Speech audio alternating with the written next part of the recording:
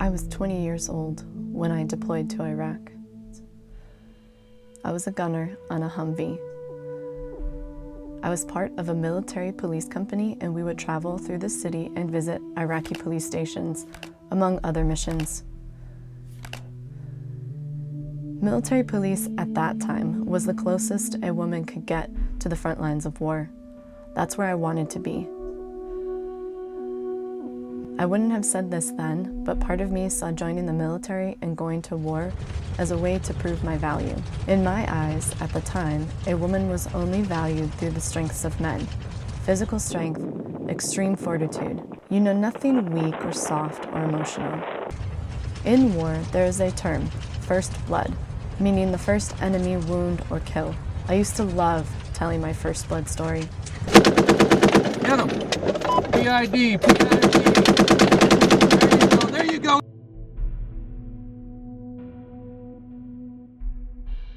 I bragged about taking someone's life, spilling their blood, but the thought was, it's us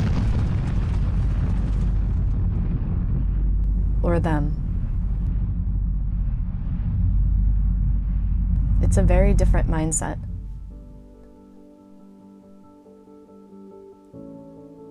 I've always had a burning desire to change the world, but I haven't always gone about it in a way that's true for me.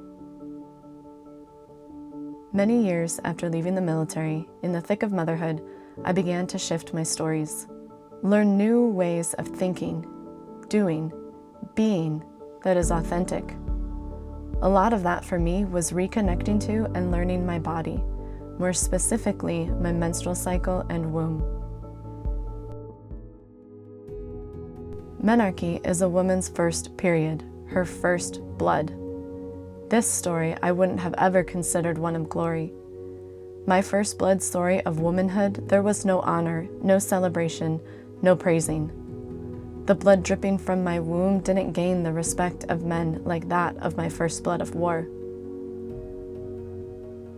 If only I had been aware of the war I waged within my own cells, generation after generation of passing through this threshold, carrying the wounds of centuries before us in our wombs. It's no wonder high numbers of women experience debilitating pain, heavy bleeding, depression, and more every month. What stories have women been told or tell themselves about their period? What have we been led to believe that we unknowingly perpetuate? How much of our suffering do we create by trying so hard not to suffer?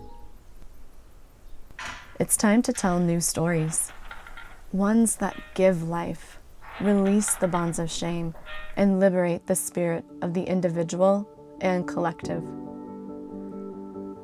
These stories will not be for the weak of heart.